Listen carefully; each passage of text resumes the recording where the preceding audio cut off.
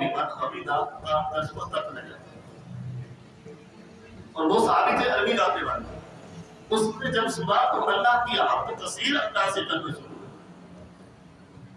کہ سمع اللہ لمن حمیدہ، اللہ اس شخص کی حمد کو سن لیتا ہے جو اللہ کی حمد کو بیان کرتا ہے. سمع اللہ، اللہ سن لیتا ہے.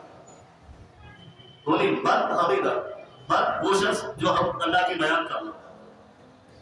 تو جب صحابی نے حضور صلی اللہ علیہ وسلم کے الفاظ سے سمع اللہ سنا تو اس کا دل بڑا خوش ہوا کہ اچھا میں تو حمد کرتا ہوں میرا رب سنتا ہے.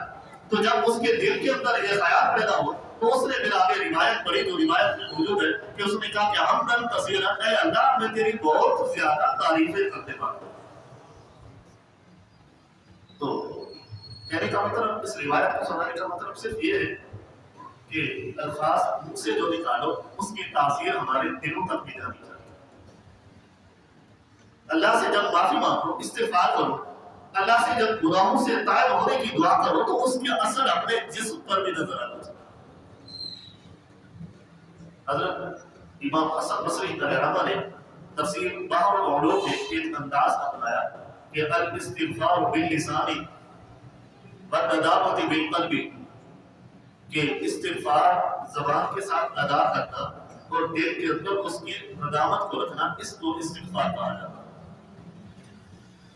فرمائے یقال الاستغفار باللسان بغیر ندامۃ القلب، ایسا شخص جو استغفار صرف زبان سے کہتا ہے بغیر ندامۃ القلب، اس استغفار کا اثر اس کے دل کے اندر موجود نہیں ہوتا تو اس کے استغفار کرنے کا بھی اسے کوئی فائدہ نہیں ملتا. اس کے استغفار کرنے کا بھی اسے فائدہ نہیں.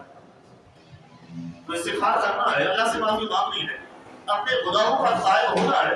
تو گناہوں پر تائب ہونے کے لیے یہ ضروری ہے کہ استغفار کا اثر ہمارے دلوں کے اندر بھی پڑتا ہو اور ہم ان گناہوں پر شرمندہ بھی ہو اور آگے نہ کرنے کا پکا ارادہ بھی کیا ہو. اس کو استغفار کہا جاتا ہے. حضرت انس بن مالک رضی اللہ تعالیٰ عنہ فرماتے ہیں جب بندہ پکی توبہ کرتا ہے، استغفار کرتا ہے. اور حضرت انس بن مالک رضی اللہ تعالیٰ عنہ اس حدیث کے راوی ہیں، فرماتے ہیں کہ جب بندہ اپنے رب سے پکی سچی توبہ کرتا ہے تو اللہ فرشتوں سے وہ گناہ بھی اس نے دھلوا دیتا ہے. جو فرشتے گناہ لکھنے والے جن کو کرامت کاتبین کہا جاتا ہے، ان کو اللہ گناہ لکھنا بھی بھلا دیتا ہے یا اس گناہ کو مٹا دیتا ہے. اور جس زمین پہ کرتا ہے تو کل قیامت والے دن زمین کا وہ حصہ بھی گواہی دے گا کہ فلاں بندے نے میرے اوپر رہ کر یہ گناہ کیا. جب بندہ سچی توبہ کرتا ہے تو اللہ زمین سے بھی اس گناہ کو مٹا دیتا ہے. سچی توبہ کرنا ضروری ہے، تائب ہونا ضروری ہے، اللہ کی بارگاہ میں التجائے کرنا ضروری ہے. جب بندہ التجائے کرتا ہے، اللہ کی بارگاہ میں روتا ہے اور اپنے گناہوں کا اقرار کرتا ہے تو اللہ اس کے گناہ کو ضرور معاف فرما دیتا ہے. اور فرمایا کہ کل قیامت والے دن جب وہ بندہ اللہ کی بارگاہ میں حاضر ہوگا، میرا رب اسے ایک گناہ کے بارے میں بھی نہیں بتائے گا کہ فلاں تو نے میری نافرمانی کی تھی، کیونکہ اللہ خود ہی اس گناہ کو مٹا دے گا. اب گناہوں کے انداز میں ہماری زندگی ہر لمحہ اپنے رب کی نافرمانی پہ بھری ہوئی.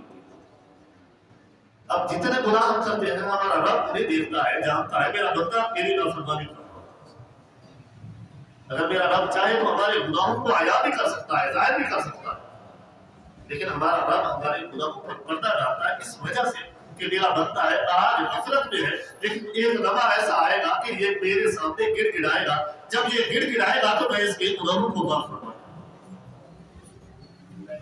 اسی انداز میں تھوڑا سا ایک نظام کے تحت دیکھیے کہ ایک گناہ میرا باپ کیوں دیکھے،